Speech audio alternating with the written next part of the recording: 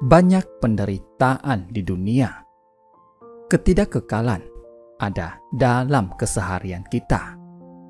Tiada satu orang pun yang benar-benar mengetahui apa yang akan terjadi pada momen berikutnya. Segalanya sulit diprediksi. Meski kehidupan ini tidak kekal, tetapi kita selalu berharap dan menganggap segalanya kekal. Jika kita semua dapat mencari jalan pelatihan diri dan menjaga pikiran sendiri dengan baik, agar kita bisa kembali pada hakikat yang murni pada saat ini juga, maka inilah yang abadi. Saya sering berkata bahwa kita harus menggenggam saat ini dan mempertahankan niat baik yang timbul seketika.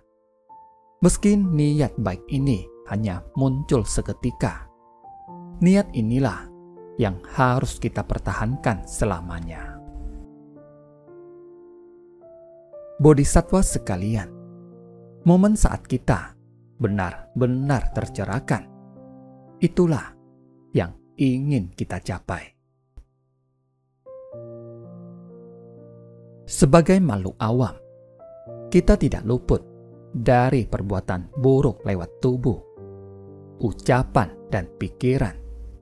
Kita juga tak luput dari kesalahan lewat 6 indera ataupun pemikiran sesat yang timbul dari pikiran yang tercemar. Kita mungkin juga melekat pada kondisi luar. Tanpa disadari, kita semua menciptakan karma buruk. Kita tidak sadar akan semua ini. Kita barangkali melakukan ini. Artinya, kita tidak sengaja atau tidak menyadarinya. Tubuh, ucapan, dan pikiran kita tanpa sadar menanam benih sebab. Kini kita harus menuai akibatnya, karena kita yang menciptakan karma buruk ini. Akibatnya pun akan kita terima. Karena itu, pada masa kini kita bertemu berbagai masalah. Di masa lalu, kita mungkin menjalin jodoh buruk atau menanam benih yang tidak baik. Buah atau akibatnya bisa muncul pada saat ini. Jadi, kita harus berintrospeksi atas masa lalu, masa kini, bahkan masa depan.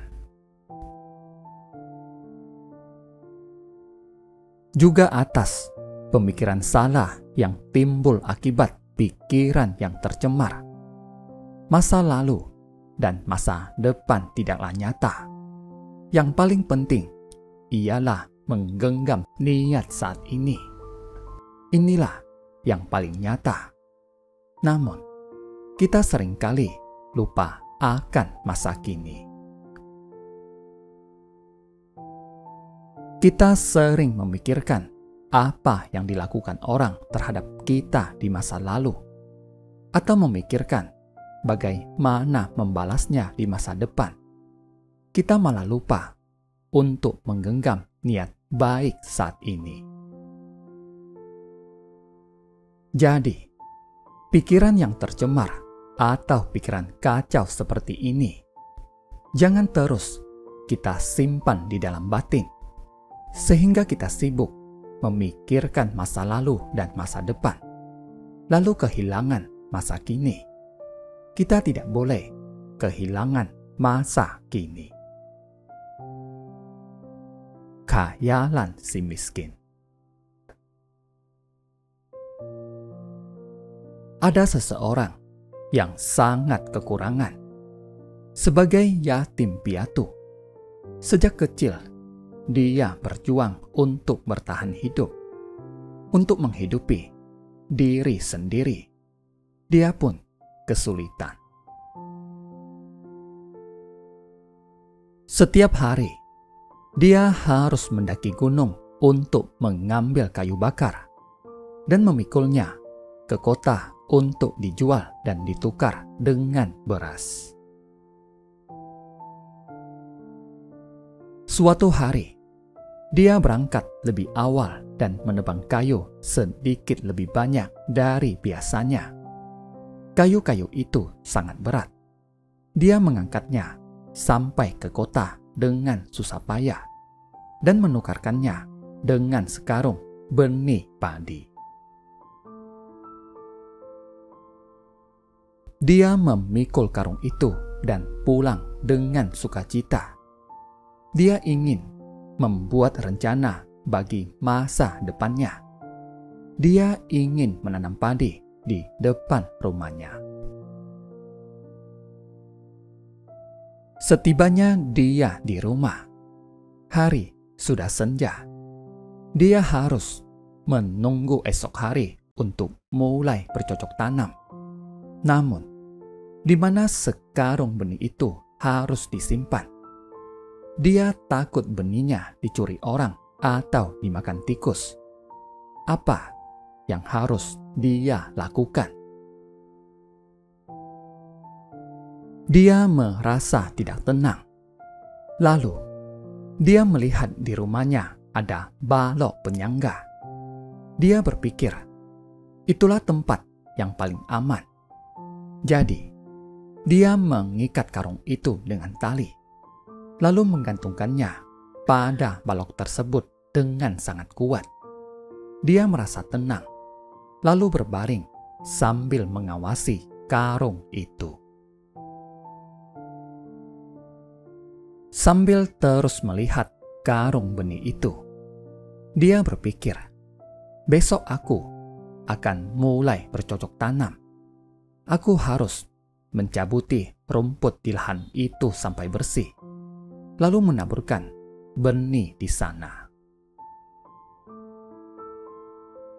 Setiap hari, aku akan mencabuti rumput liar. Beberapa hari kemudian, aku akan melihat tunas padi mulai tumbuh. Saat padi sudah berisi, aku bisa memanennya. Aku akan memiliki banyak benih. Benih-benih itu akan aku tanam kembali di lahan yang lebih luas. Jika aku menanam semua benih yang kumiliki, wah, lahan sawahku akan sangat luas. Aku akan terus giat bercocok tanam. Suatu hari, padi akan menguning dan aku akan memanen hasil yang berlimpah. Saat itu, aku akan memiliki lumbung yang besar yang bisa menyimpan begitu banyak benih. Aku akan menjualnya, lalu membangun rumah. Kemudian, aku akan menikah. Tak lama kemudian, istriku akan mengandung. Aku akan membangun keluarga yang bahagia. Tak lama kemudian, istriku akan melahirkan seorang bayi yang gemuk dan putih. Aku akan memberinya nama. Apa nama yang akan kuberikan?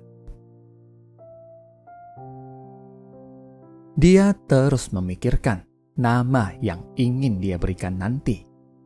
Kebetulan, atap rumahnya berlubang, sehingga dia bisa melihat cahaya bulan dari sana. Bulan di malam itu sangat indah. Dia berpikir, bulan adalah nama yang bagus. Iya, itulah nama yang akan kuberikan. Saat dia menghayal demikian, tak disangka Tali pengikat karung itu digigit tikus hingga putus, sehingga karungnya jatuh tepat menimpa kepalanya. Orang ini pun tak pernah sadarkan diri lagi. Jadi, jangan biarkan pikiran mengembara dengan liar. Setiap saat, kita harus menjaga pikiran kita ini.